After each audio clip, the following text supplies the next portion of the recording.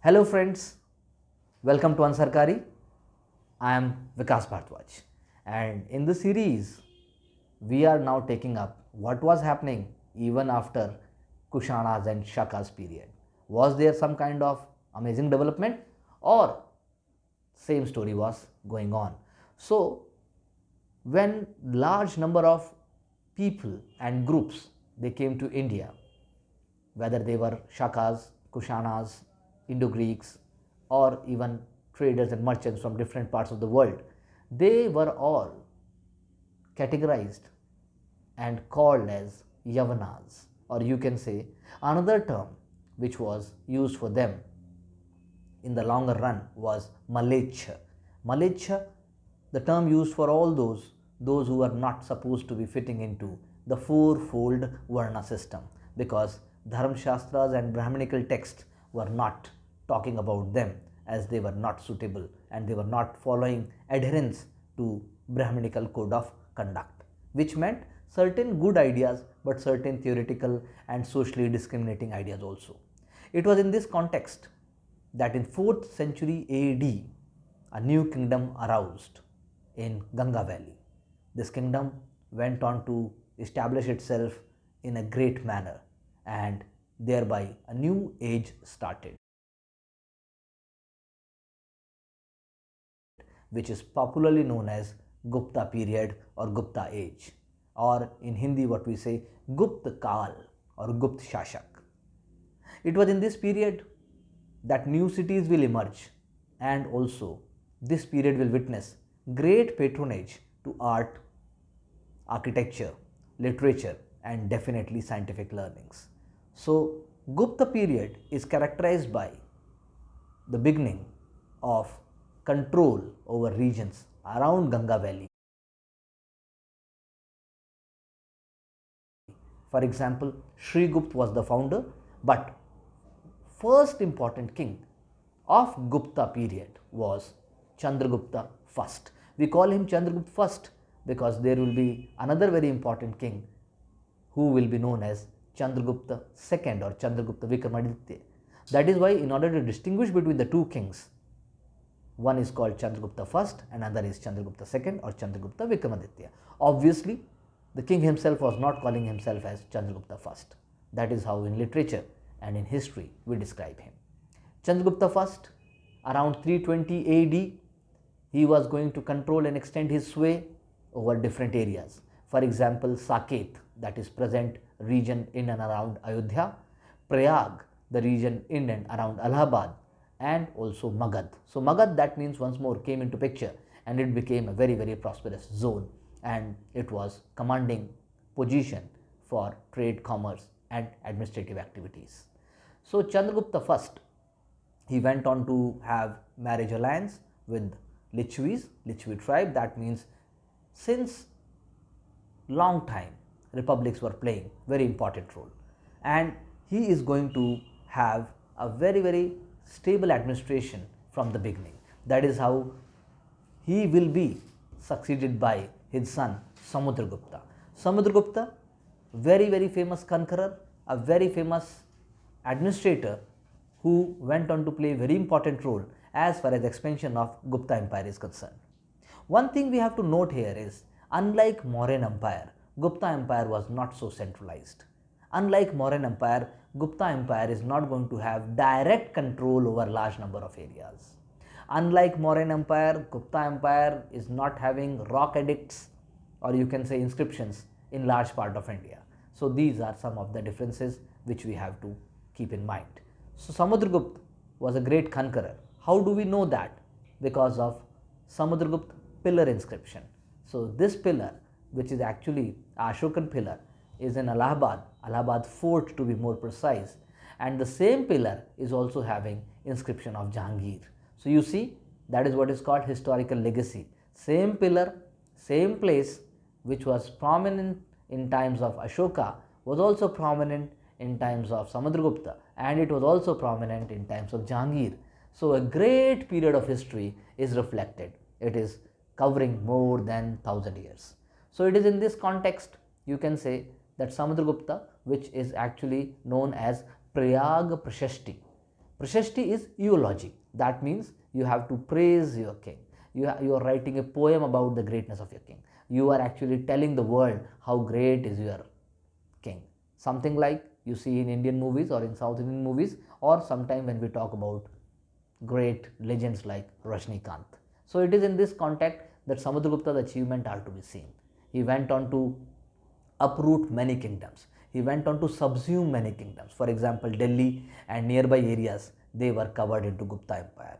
He went on to go in areas like Odisha, Telangana, Tamil Nadu, and going far down south. Many kings were completely, you can say, annihilated, and kingdoms were annexed. But which were in the deeper down south, or you can say beyond eastern India, many kingdoms became tributaries to Gupta Empire rather than directly, you can say, finished. They were now becoming a tributary kingdoms. The same analogy is applicable to also kingdoms far beyond, for example, Sri Lanka, or you can say certain other islands in Southeast Asia. Otherwise, Nepal, Shakas, Kushanas, 9 republicans in Rajasthan, and few more, they all became tributary to Gupta Empire. So what it showcases? It showcases that Gupta Empire is not able to have control in large number of areas. Gupta Empire is also not having such a large centralized army. It also means that financial system was different than that of Mauryan Empire. That means Gupta Empire is having certain characteristics which are not visible in Mauryan Empire, and it is giving a new dimension to future administrative systems and culture also. Otherwise, we know a lot about Gupta Empire from coins. Numismatics played very important role in understanding history. So whether it is knowing about Chandragupta I, that how he was related and having matrimonial alliance with Lichchavis princess, or whether we talk about Samudragupta, we come to know that he was a great Veena player. That is also with the help of reconstruction of history with coins. Samudragupta played very important role in expansion of empire, but as I already discussed that it is not a great control, it is more of a tribute. That means the kingdoms will be independent as soon as they will get a chance. After Samudragupta was the role of Chandragupta Vikramaditya, known for his sagacity, known for patronage to wisest people in terms of literature, sciences, and also art and architecture. It was in these times, you can say, that new dimensions and new high level in Sanskrit literature will be reached in India. For example, Kalidas, who went on to write many great poems and plays, will be famous. Abhigyan Shakuntalam is one of the very famous play by Kalidas. That also showcases that Sanskrit was the language of upper class or educated people. Probably women and the lower classes were not allowed, that they must be speaking and having interaction in Sanskrit and with the upper classes. These were some kind of social discriminations. Also, in this time period, patronage will be given to both Hinduism and also Buddhism. In Chandragupta Vikramaditya's time period, you can say that administration will be reaching its peak. However, later kings will be much more weaker. One of the most prominent kings after Chandragupta Vikramaditya's time was Skandgupta. Skandgupta will be witnessing invasion by Hunas or Hunas.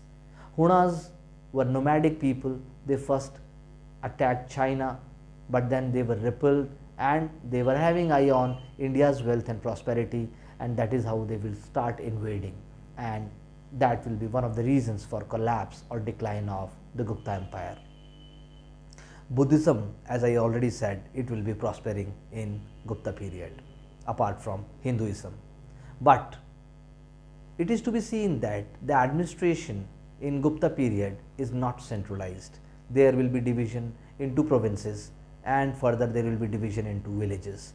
There will be provincial councils, there will be district councils where decision making will be taking place. but most importantly, there will be participation of citizens also in administration. That is a very important point to note. Apart from it, because king is dependent upon large number of tributaries, that means apart from paying in cash, apart from paying salary in cash, king may allow tributary ruler, or you can say king may allow subordinate officers, king may allow samantas, if we use another term, feudal officers, another term if I use, that they may get revenue from the land in lieu of salary. This system is going to be proliferated in this time period. That means a kind of a feudal setup is starting in a large number.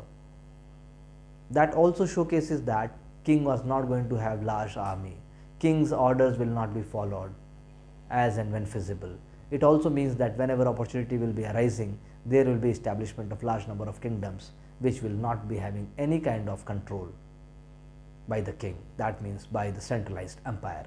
So Gupta Empire is a very, very important phase in terms of administration, in terms of matrimonial alliances, in terms of conquests.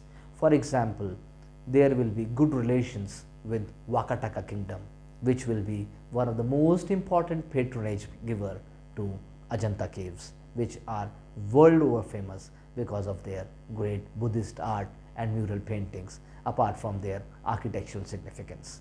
So Gupta Empire is milestone in terms of culture, art and architecture, on which we will be throwing light in a basic sense in our future video. Keep watching, sharing and subscribing, and you can always comment and ask relevant questions, because this is what exam is going to ask you. Things will remain same, but they have to be seen and understood in a clear manner. Wishing you all the best for your preparation. Thank you very much.